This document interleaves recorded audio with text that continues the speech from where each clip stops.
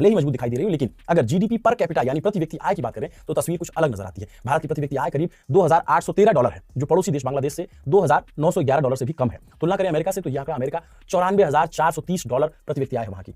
आप समझिए कि क्या गैप है, और यह गैप एक सवाल है। क्यों?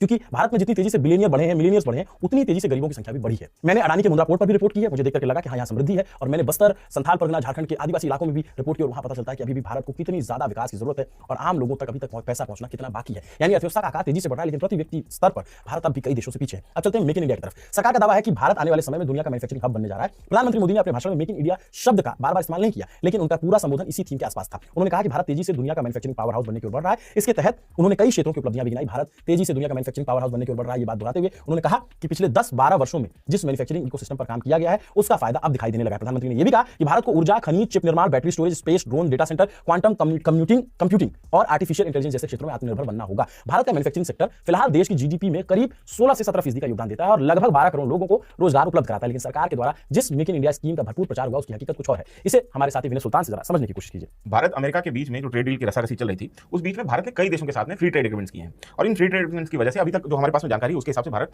69 देशों के साथ में फ्री ट्रेड एग्रीमेंट्स करेगा, और उसकी वजह से जो भारत जो टोटल एक्सपोर्ट करता है उसका 75% इन्हीं देशों को करता है, तो 75% भारत का एक्सपोर्ट इसमें कवर हो जाएगा। लेकिन ये फ्री ट्रेड एग्रीमेंट्स जो है आने वाले समय में हो सकता है कि भारत की मेक इन इंडिया की जो अभियान है उसको हैम्पर करेंगे, मेक इन इंडिया की जो कोशिश है उसको हैम्पर कर सकते हैं। तो मुख्य रूप से 4 चुनौतियों के ऊपर बात करते हैं, वो 4 चुनौतियां हम लोग समझ लेते हैं। पहली चुनौती ट्रेड डेफिसिट जो भारत का बढ़ रहा है। तो अजय श्रीवास्तव एक आर्गुमेंट देते हैं, वो कहते हैं कि 2007 से 25 के बीच में एशियान देशों के साथ में भारत का ट्रेड डेफिसिट 381% बढ़ा है, दक्षिण कोरिया के साथ में 268% बढ़ा है, जापान के साथ में 318% बढ़ा है, और ओवरऑल 142% जो है ट्रेड डेफिसिट। अब आप कहेंगे ट्रेड डेफिसिट होता क्या है? तो जैसे कि आप समझिए कि भारत जापान को ₹100 का सामान एक्सपोर्ट करता है और ₹150 का इंपोर्ट करता है, तो टोटल ट्रेड हो गया ₹250 का। और हमारा जो ट्रेड डेफिसिट है कि हमने ₹100 का भेजा है और ₹150 का मंगवाया है, तो ₹50 का जो है ट्रेड डेफिसिट हो गया हमारे सामने।